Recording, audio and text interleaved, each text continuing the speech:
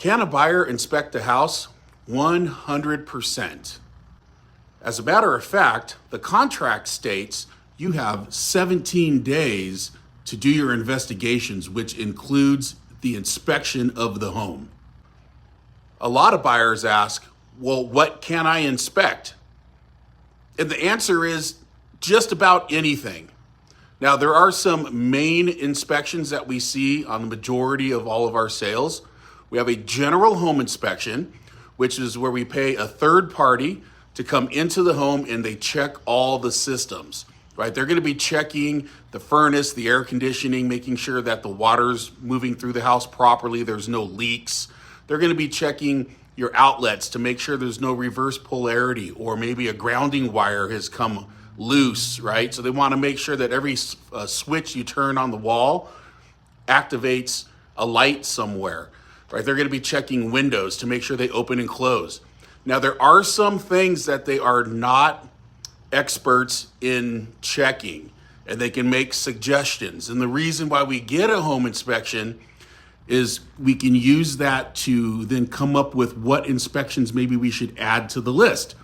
So if a home inspector says, well, that roof looks a little bit worn up there. Now, he might not be a roofing contractor, so he can't give us a report or his, professional opinion, but it can trigger us to go, okay, maybe we need to get a roof inspector out there.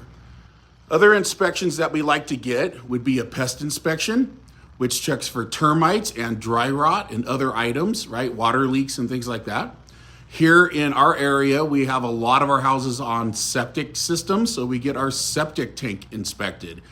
If you're in the city limits, though, when there's a sewer line, you might want to get the sewer line from the house to the street inspected, because you as a homeowner are going to be responsible for that if it ever clogs up or backs up. Sometimes we see well inspections, and we check the productivity of the well to make sure it's pumping out enough water, and we can actually check that water to make sure it's free from harmful things, bacteria and chemicals and things like that. What other kind of inspections can you get? You can get inspections on your chimney. You can get inspections to verify the square footage of the house or the size of the lot or where the boundaries are, the corners and the property lines. And as a home buyer, you're in charge of checking all public records. So that could include things like permits, right? And zoning and land use. So these are the types of things that we can also check. Essentially, if it's a part of the property and you have a question about it, you can have that inspection done.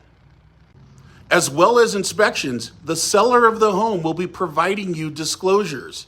And disclosures are their best story of the home. There's a series of questions, and they're going to do their best ability to try to answer those. And sometimes we will find things in the disclosures that will trigger yet another inspection. And that is part of your investigation period.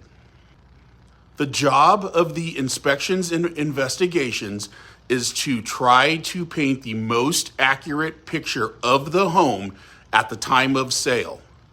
So the question is, say we've finished all of our investigations and inspections, and then something happens to the house while we're still in escrow. The homeowner is responsible for disclosing that information, and you can still do additional inspections. Now, depending on where you are in the contract, you may have already released your contingency for those inspections, but you still have the opportunity to inspect the home based on a new disclosure, and you have a 5-day period to back out of the deal based on that inspection.